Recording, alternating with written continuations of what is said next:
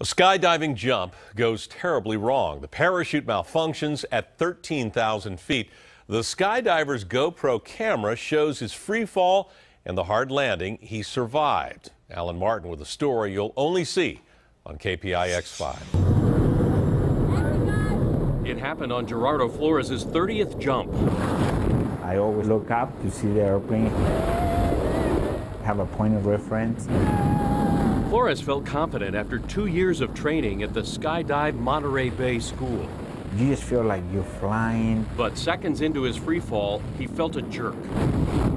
It just exploded. It just jacked me to the side. Something went wrong. His parachute had opened on its own at 13,000 feet. It's super high.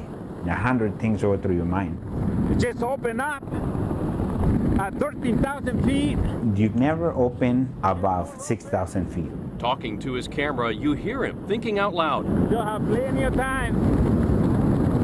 It just opened up. Deciding whether to cut loose. I said, wait a minute, if I pull right now, what if the reserve doesn't open? He doesn't realize how much trouble he's in. I can see the drop zone way down there.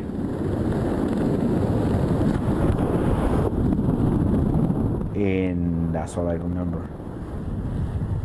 20 minutes later, still unconscious, Flores crashes down onto the drop zone. Teachers from the school rush to his aid. Call 911, ambulance! They were able to get him airlifted to a hospital. Flores was unconscious for 2 weeks, suffered broken ribs and a lacerated tongue, but survived. The FAA, he said, you are the luckiest man I ever met. But Flores didn't feel so lucky when he read the FAA's report. The agency investigates skydiving accidents. It just opened up. The report found a critical Velcro closing flap on the parachute casing was completely worn, and the parachute's rigging had knots, prompting the inspector to note these lines should have been replaced. I could have died that day. Flores relived the terrifying moments when he finally got his gear back from investigators, along with the camera that recorded his fall. Oh my God. I can hear myself choking. Skydive Monterey Bay turned down our request for an interview, but in a statement told us Flores' gear was in proper working order and that improper use by the jumper caused the accident. But after reading the FAA's report, this industry expert found cause for concern. That's disturbing.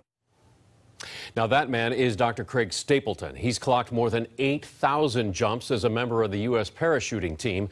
And coming up in about 15 minutes, his surprising comments on an industry with very little oversight. Ken? Man, imagine hanging there at 13,000 knowing something bad has happened here. And it's going to get worse. Wow. He knew it. All right, we'll see the second half coming up. Okay. Thanks, Alan.